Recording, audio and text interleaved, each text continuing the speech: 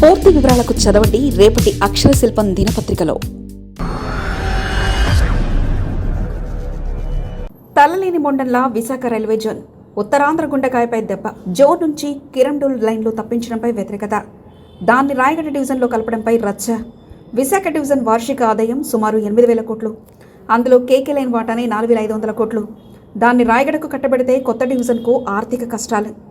దశాబ్దాల నిరీక్షణ, వేలాది మంది ఉద్యమకారుల త్యాగాలు, అసంఖ్యాక నిరసనల ఫలితంగా ఆంధ్రప్రదేశ్కు దక్షిణ కోస్తా రైల్వే జోన్ దక్కింది.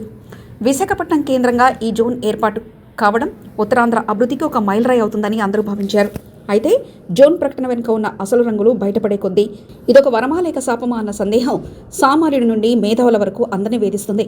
ముఖ్యంగా అత్యధిక ఆదాయం ఇచ్చే అరకు, కిరండూల్ లైన్ ప్రాంతాన్ని విశాఖ నుంచి వేరు చేసి ఒడిశాలోని రాయగడ డివిజన్లో కలపాలనే నిర్ణయం ఇప్పుడు కార్చిచ్లా మారుతుంది. ఇది కేవలం భౌగోళిక విభజన కాదు, విశాఖ రైల్వే జోన్ ఆర్థిక మూలాలను దెబ్బతీసే కుట్రగా ప్రతిపక్షాలు, ప్రజా సంఘాలు అభివర్ణిస్తున్నాయి.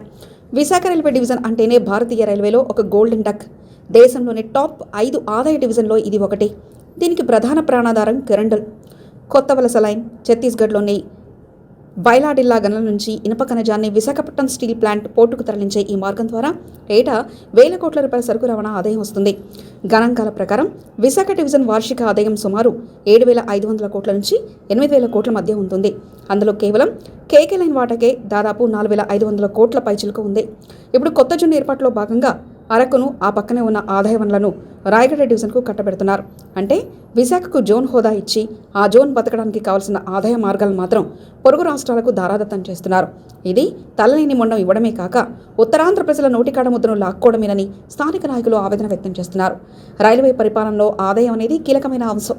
ఏ రైల్వే జోన్ అయినా కొత్త రైళ్లను ప్రవేశపెట్టాలన్నా, ప్లాట్ఫామ్స్ విస్తరించాలన్నా, లేదా ఆధునికర పనులు చేపట్టాలన్నా ఆ డివిజన్ లేదా జోన్ ఇచ్చే లాభాలను బట్టి బడ్జెట్ కేటాయింపులు ఉంటాయి. ఇప్పటివరకు వాల్తేరు విశాఖ డివిజన్ లాభాల్లో ఉంది కాబట్టి ఇక్కడ మౌలిక సదుపాయాలకు ప్రాధాన్యత ఉండేది. ఒకవేళ అరకు లైన్ చేజారితే విశాఖ జోన్ కేవలం ప్యాసింజర్ రైళ్లపై వచ్చే నామమాత్రపు ఆదాయంపై ఆధారపడాల్సి ఉంటుంది. ప్యాసింజర్ రైళ్ల నిర్వహణ రైళ్లకు ఎప్పుడూ భారమే. సరుకు రవాణా ఆదాయం లేని విశాఖ జోన్ భవిష్యత్తులో అత్యధిక నష్టాలు వచ్చే జోన్గా మారిపోయే ప్రమాదం ఉంది. దీనివల్ల భవిష్యత్తులో కొత్త ప్రాజెక్టులు రావడం కష్టమవ్వడమే కాకుండా ఉన్న రైల్వే నిర్వహణ కూడా భారంగా మారుతుంది. విశాఖ రైల్వే జోన్ విషయం కేంద్రం అనుసరిస్తున్న తీరుపై అన్ని పార్టీలు ఏకతాటిపైకి వచ్చి నిరసన తెలుపుతున్నాయి. ముఖ్యంగా రాయగడ డివిజన్ ఏర్పాటు అనేది కేవలం ఒడిశా రాజకీయ ప్రయోజనాల కోసమేనని, ఆంధ్రప్రదేశ్ ప్రయోజనాలను బలిపెడుతున్నారని విమర్శలు వెలువెత్తుతున్నాయి.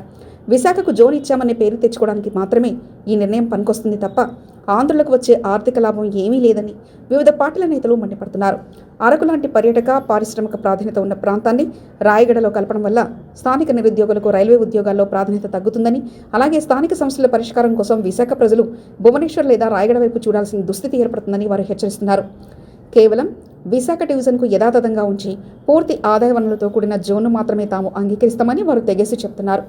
ఒక జోన్ హెడ్ క్వార్టర్స్ విశాఖలో ఉన్నప్పుడు దానికి అనుబంధంగా ఉన్న డివిజన్లు బలంగా ఉండాలి.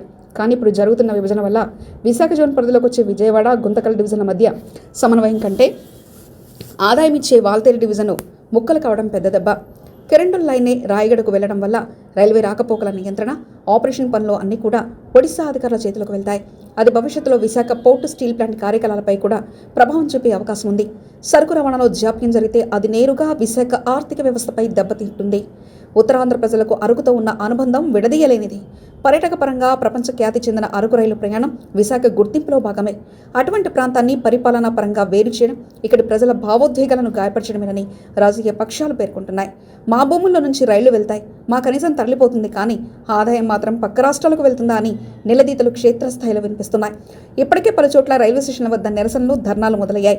ఈ అంశం కేవలం రాజకీయంగానే కాకుండా సామాజిక ఉద్యమంగా మారే సూచనలు కనిపిస్తున్నాయి. విశాఖ రైల్వే జోన్ విషయంలో జోన్ వేరు, ఆదాయం వేరు అన్న చందంగా కాకుండా న్యాయపరమైన వాటా ఆంధ్రప్రదేశ్కు దక్కాలని రాజకీయ పక్షాలు డిమాండ్ చేస్తున్నాయి. వాల్తేరు డివిజన్ను ముక్కలు చేయకుండా అరకుతో సహా ఓవో లైన్ను విశాఖ జోన్ పరిధిలో ఉంచడం ద్వారానే ఈ సమస్యలకు పరిష్కారం లభిస్తుందని సూచిస్తున్నారు. మరిన్ని కథనాల కోసం సబ్స్క్రైబ్ చేసుకోండి మీ అక్షర శిల్పం.